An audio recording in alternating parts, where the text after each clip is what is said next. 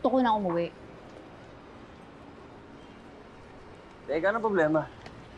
May problema ka ba? Teka, bakla ka ba? Pwede ba? Bago mo isipin kung may problema ako, tignan mo muna yung sarili mo. Teka, bakit? Nag-i-enjoy na naman kami, ha? Enjoy? Eto? Eto ba idea mo ng good time? Uminom at kumuha ng babae? Eh, ano gusto mong gawin ko sa beer house? Magmukmok? Ang labo mo! Paano kung si Loling yan? Paano kung si Loling yung tinitable ng mga lalaki? Payag ka? O eh, ibang usapan yun. Dadaan muna sila sa bangkay ko.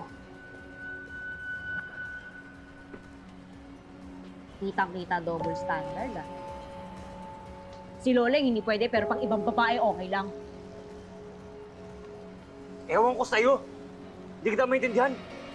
Bahala ka na sa buhay mo.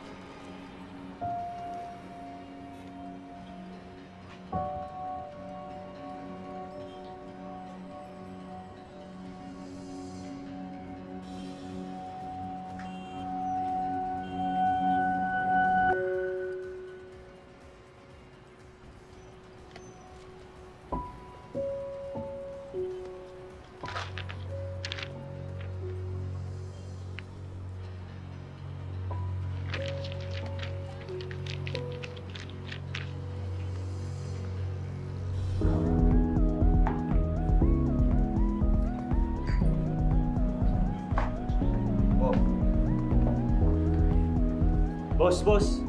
Tol, bill out, tol. Bill out na kami. Alam mo, pangit ka banding ng Dino na yan. Dapat na naman pala, hindi na lang natin sinama yan. Sinabi mo ba? Ang lakas mo konsensya. O, basta, nakausap ko si na Aida. Game pa rin daw sila. Hintay lang daw nila mag-closing dito, tapos samahan daw nila tayo. Gusto mo yung dalawa dun, sa'yo na eh.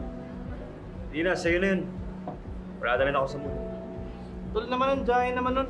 Kaya nga kita pinapunta dito para makalimot ka tsaka para magsaya ka eh. Dahil dyan sa Betty na yan eh, para makalimutan mo yun eh. Kasi ganyan-ganyan ka. Dali na naman kalimutan si Betty eh. Pero hindi ko makalimutan yung sinabi sa akin ni Tino. Na? Paano kung si Loling yung nandito? Paano kung si Loling yung isa sa mga kasama nating babae kanina? At paano kung si Loling yung gusto mong i-take out? Sige na.